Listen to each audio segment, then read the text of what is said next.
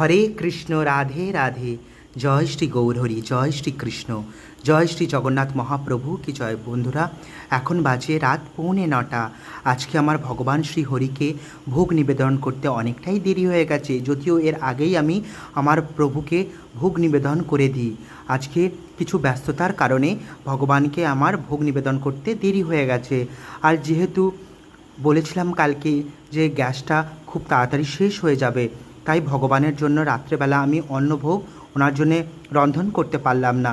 তাই যেটা খুব সামান্যভাবে খুব হালকার মধ্যে তৈরি করে দেবো, অথচ সেটা ভগবানের পেটটা ভরবে, সেই খাবারই আমি ভগবানকে নিবেদন করলাম। আপনারা সকলে ভগবানের ভোগের দর্শন করুন। আমি ভগবানের জন্য কি রন্ধন করে ওনাকে আমি ভোগ নিবেদন করেছি। তো বন্ধুরা, আপনারা দর্শন করুন।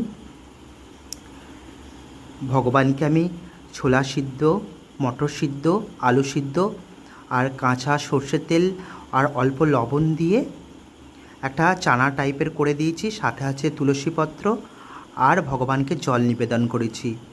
আর কিছুই আজকে ভগবানের জন্য রাত্রে অন্নভোগ আমি ওনাকে নিবেদন করতে পারলাম না।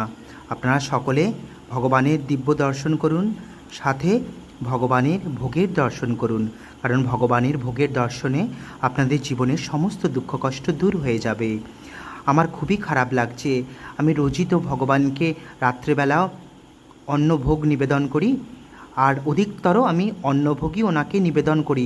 যখন খুবই ব্যস্ত হয়ে যায় বা কিছু প্রবলেম হয় খুবই, তখনই আমি অন্নভোগ ছাড়া অন্য কিছু নিবেদন করে দিই, কিন্তু বেশির সময় আমি ওনাকে অন্নভোগ নিবেদন করি। তাই অন্ন করতে গেলে তো অনেকটাই সময় নেবে, তাই ভাবলাম যদি গ্যাসটা শেষ হয়ে যায় আমি তো আমার প্রভুকে সেবা দিতে পারবো না। তাই হালকার মধ্যে এই ছোলা সিদ্ধ করে চানা তৈরি করে ভগবানকে আমি ভোগ নিবেদন করলাম। আপনারা সকলে ভগবানের সাথে সাথে ভগবানের ভোগের দর্শন করুন, আপনাদের জীবনের সমস্ত দুর্ভোগ কেটে যাবে।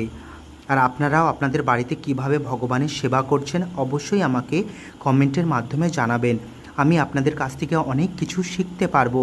আমার খুব ভালো লাগে যে ভগবানকে কি সুন্দর সুন্দর ভোগ নিবেদন করা, ওনার জন্য নিজের হাতে ভোগের সমস্ত কিছু তৈরি করে রন্ধন করে ওনাকে খাওয়ানো, ওনাকে ভোগ নিবেদন করা, ওনাকে স্নান করানো, শৃঙ্গার করানো, তারপরে যাবতীয় ভগবানের সমস্ত কাজ। মানে এটা তো পরম সৌভাগ্য। আমরা অনেক জনমের, কোটি জনমের পুণ্য করলেই তবে এই সৌভাগ্য অর্জন করা যায়। আপনারাও আপনাদের জীবনকে বৃথা নষ্ট না করে নিজেদের জীবনকে ভগবানের চরণ সেবায় নিবেদন করুন, সমর্পণ করুন, দেখবেন আপনাদের জীবন সফল হয়ে উঠবে।